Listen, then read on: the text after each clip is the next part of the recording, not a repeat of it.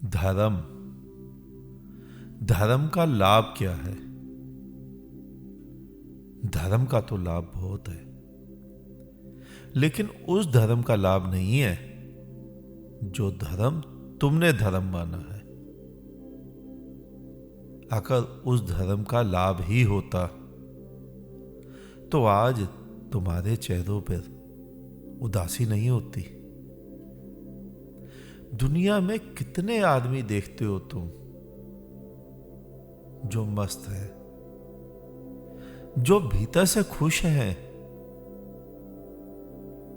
तुम संसारी की बात करोगे तो तुम कहोगे संसारी आदमी भौतिक वस्तुओं की लालसाओं के पीछे पागल है, इसीलिए उद्विग्न है। अगर तुम ध्यान से अपने धार्मिक आदमी को भी देखो तो वो भी तो उदास है, वो भी तो दुखी है, क्योंकि उसे स्वर्ग पाना है, उसे बैकुंठ पाना है, उसे सिद्धि पानी है, उसे अभी हजारों लाखों मंदिर बनाने हैं, उसे हिंदुत्व की रक्षा करनी है, उसे इस्लाम की रक्षा करनी है। अंतर कितना है? कुछ भी तो नहीं। तो धर्म ये नहीं है जो तुम समझ रहे हो। धर्म तो कुछ और है। तुम सुखी क्यों नहीं हो पाए? क्योंकि तुमने सुखी होना सीखा ही नहीं। पहले तुमने संसार में रहकर उपद्रव सीखा, किसी ने तुम्हारी दिशा घुमाई, तुम धर्म के नाम पर उपद्रव सीखने लग गए, उपद्रव करने लग गए। धर्म के नाम पर एक अंधविश्वास पाल लिया है तुमने। इससे ज्यादा तो कुछ भी नहीं है तुम्हारा धर्म। तुम देखो अपने अपने तीर्थ स्थलों में, अपने अपने धार्मिक स्थलों में, कोई 500 वर्ष पहले जो परंपरा बनी कि रात को धर्म स्थल पर केवल दीपक ही जलाना है, वो आज तक उसी धर्म स्थल पर दीपक ही जला रहा है। लाइट आ गई, लेकिन वो कहता है लाइट नहीं लगाएंगे, क्योंकि लाइट वो तो नया जमाना है, वो तो नया आविष्कार है। उसके आने से कहीं हमारा धर्म ना मिट जाए। पंखा नहीं लगाएंगे कि हमारा धर्म भ्रष्ट ना हो जाए। नए संसाधनों का उपयोग नहीं करेंगे कि हमारी पुस्तकों का आदर कम ना हो जाए। हुआ क्या?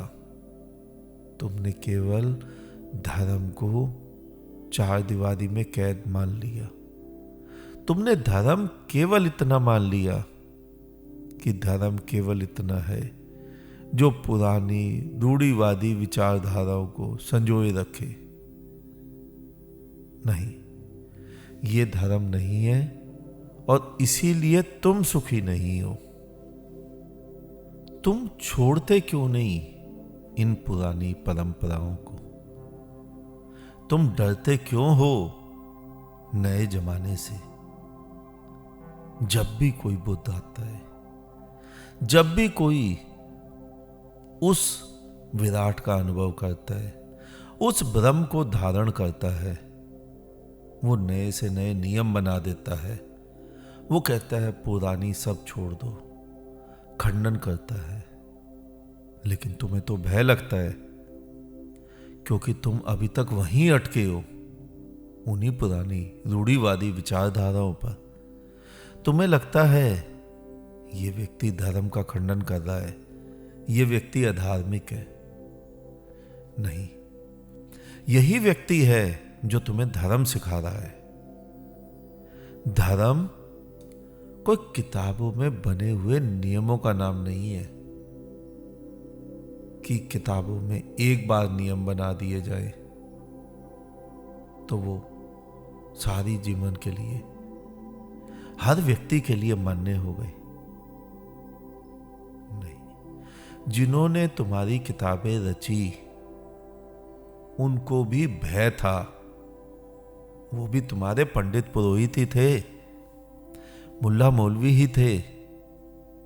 वरना जिसने कुछ किताब रची, जिसमें कुछ जागृति आई, जिसमें पूरा पूरा ब्रह्म उतरा, क्या उसे अपनी किताब पर यह कहना पड़ेगा कि ये किताब देवताओं ने लिखी, देवलोक से उतरी, आसमान से उतरी, इस पे इस देवता के सिग्नेचर हैं? नहीं। यही दर्शाता है कि उस किताब लिखने वाले को भी ब्रह्म का अनुभव नहीं था। नहीं तो वो क्यों कहता कि आसमान से उतरी? और केवल हिंदू में नहीं, हिंदू कहता है वेद आसमान से उतरे, मुसलमान कहता है कुरान आसमान से उतरी। ऐसे ही सभी धर्म अपने अपने पंडितों पुरोहितों की वाणियों को आसमान से उतरा बताकर तुम्हारे ऊपर ला देते हैं। जब ब्रह्म ही उतर गया तो ब्रह्म जो बोले वही किताब बन गई। आसमान से उतरने का तो कोई औचित्य ही नहीं बचा, कोई आवश्यकता ही नहीं बची। लेकिन तुम्हें समझाने के लिए, मूढ़ों की भीड़ इकट्ठी करने के लिए उन्हें भी ये आडंबर पालना पड़ता है कि यह किताब आसमान से उतरी, इस पे इल्हाम हुआ। जब जो स्वयं ही ब्रह्म बन गया, जब जो स्वयं ही उस खुदा का अनुभव करके बैठ गया, फिर खुदा से उतरी, उससे उतरी, कुछ भी फर्क नहीं पड़ता। फिर लिखने की भी आवश्यकता नहीं है।